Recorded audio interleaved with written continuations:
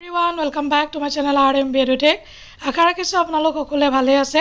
আৰু আজিৰ এই ভিডিঅ'টোত মই আলোচনা কৰিব লৈছোঁ অসম লোকসেৱা আয়োগ আসাম পাব্লিক সাৰ্ভিস কমিশনৰ আন্ডাৰত research assistant in planning services under transformation and development department final result তেওঁলোকে আউট কৰিছে এয়া 20 জানুৱাৰী 2024 আৰু আপোনালোকে এয়া চাওক ইণ্টাৰভিউ হেল্ড হৈছিল কেতিয়া 18, 19 আৰু 20 জানুৱাৰী 2024 আৰু তেওঁলোকে 20 তাৰিখে ৰিজাল্টটো দি দিছে আজিকালি এপিএছসি বহুত সোনকালে ৰিজাল্ট দিয়ে আৰু আগৰ নিচিনা নহয় আৰু এতিয়া ইতিমধ্যে তেওঁলোকে এপিএছসিৰ যেটো প্ৰিলিমছ কম্বাইন্ড কম্পিটিটিভ এক্সামিনেশ্যনৰ প্ৰিলিমছৰ ডেটটো দিলে মাৰ্চত সো সেইকাৰণে আপোনালোকে বেছি দেৰি নকৰিব প্ৰিপাৰেশ্যনবিলাক ভালদৰে কৰি থাকক আৰু ইয়াত টোটেল নাম্বাৰ অফ পোষ্ট আছিল টোটেল 25টা পোষ্ট আছিল আৰু যিসকল ব্যক্তিয়ে এক্সাম দিছিল